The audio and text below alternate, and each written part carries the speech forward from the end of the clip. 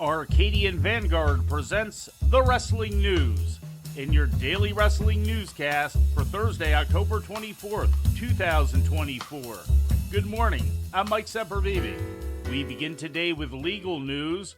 A new lawsuit has been filed against Vince McMahon, Linda McMahon, WWE, and TKO Group relating to charges of sexual abuse that originate more than 30 years ago.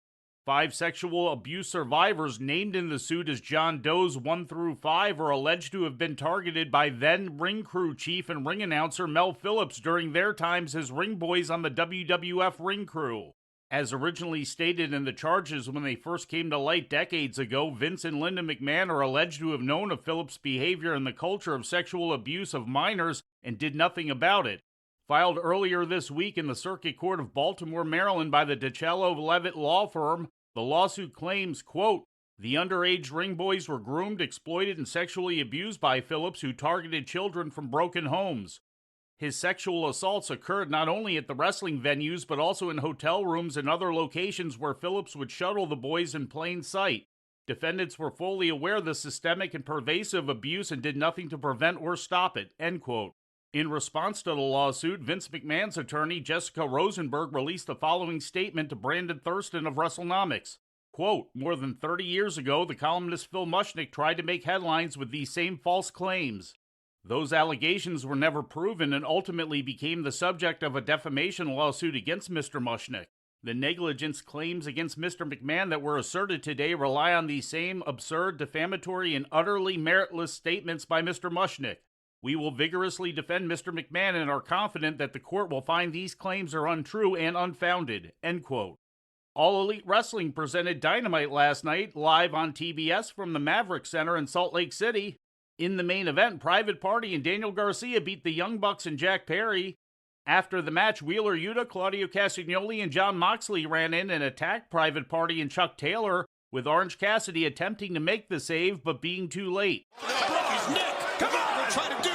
Jon Moxley must have been backstage the entire time incognito. I mean, it looked like he just robbed the bank. Oh no! No! Claudio Castagnoli and Orange Cassidy was too late. No! This is horrible. And of course, Claudio, Moxley, and Yuta just retreating into the night, but the damage has been done inside the ring. Guys, this is bad news. The show opened with a promo from Hangman Adam Page, during which Page was attacked by Colton Gunn. Page then got the upper hand until he was run off by Jay White and Juice Robinson. Chris Jericho regained the Ring of Honor World title during the show, winning a ladder war match against Mark Briscoe, thanks to a major assist from Big Bill, who carried him up the ladder to victory. The New Age and new Ring of Honor World Champion, the Learning Tree, Chris Jericho. What a match, my God.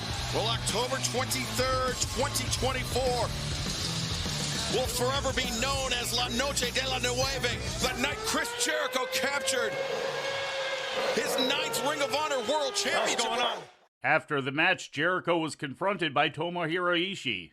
Also during the show, Hook confronted Christian Cage for previously attacking his father, Taz, but Hook was laid out by Cage with help from Kip Sabian and Nick Wayne.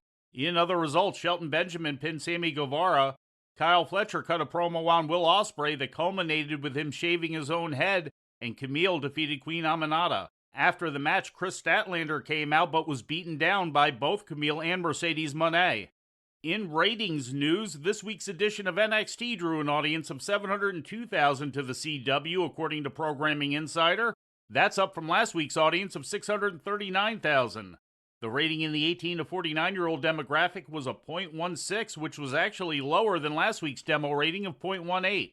And finally, in injury news, AEW's Hologram will be out of action for a few weeks, according to a social media announcement he made yesterday.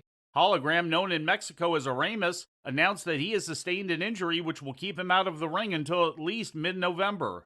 The nature of the injury was not disclosed, but Hologram was reportedly attacked by the Beast Mortos on last week's episode of Collision as a way of temporarily writing him off AEW television. And before we leave you today, We'd like to remind you that however you consume your content, you can find the wrestling news 24 hours a day and 7 days a week across social media.